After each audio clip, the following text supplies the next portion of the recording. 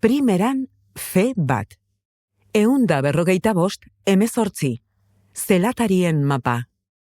Mapa berezi bat aurkeztu behar digu Libek, Estatu Batuetan martxan jarri duten mapa berezia, Atlas of Surveillance izenekoa, ondo esan da, hori ondo auskatuta izango litzateke, alegia zaintzaren atlasa izena du mapa honek. 2008ko udan, duela hilabete batzuk argitaratu dute datu base bat. Eta datu base honetan egin dutena da mapeatu Estatu Batuetan kontrolerako erabiltzen diran teknologiak. Estatu Batuetako unibertsitate kampusetan erabiltzen diran teknologiak. Eta 7.000 input baino gehiago mapeatu da bez. Orduan, gaur ekartzen dudan informonek erakusten dau, unibertsitate amerikarretan nola erabiltzen den teknologia ikaslea kontrolatzeko, eta kasu batzuetan zelatatzeko. Ikasleak, irakasleak, bestelako langileak.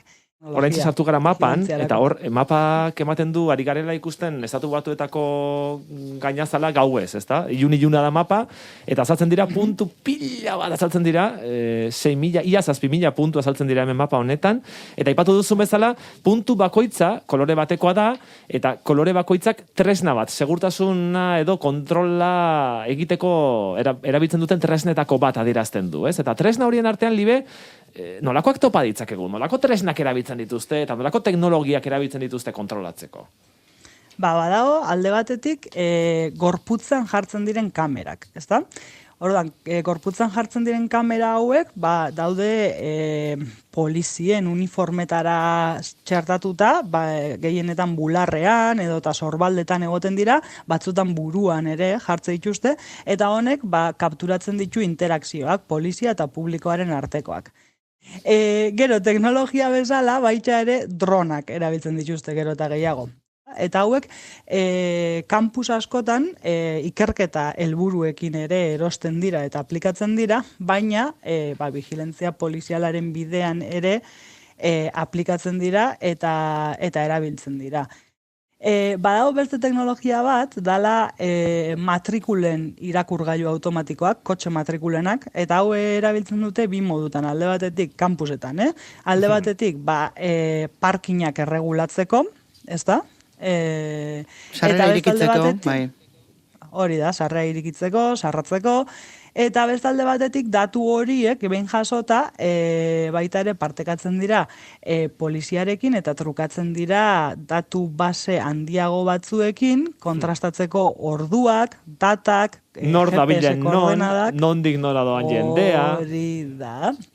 Hori da, eta orduan hemen zabaltzen da ate bat bestelako erabilerarako. Eta gero niri kuriosoak iruditu zen beste bi teknologia dira alde batetik, kuriosoa, igual ez da hitza, da kezkagarria eta beldurgarria, baina sare sozialetako monitoreoa, eta hau ez da eskola eta unibertsitateetan soilik bertako ikasle eta irakasleen sare sozialak begiratzea.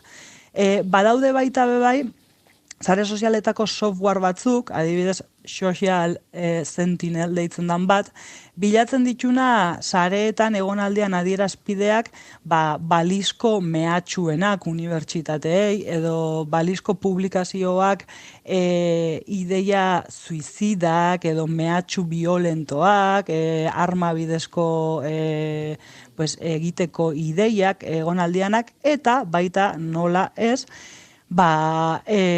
antolatuta dauden mugimendu sozial eta politikoenak. Eta honekin lotuta, esan dezuna, bai da beste tekniketako bat, da zuzen ere identifikazio biometrikoa. Hau da, aurpegiak, atzmarkak, eta kontua da, adibidez, zer instalatu alan kaleetan, edo kampus batek zer teknologia instalatzea erabakitzen duen, baina gero baita ondo aipatu desun bezala, bestelako erakundekin egin aldian akordioak.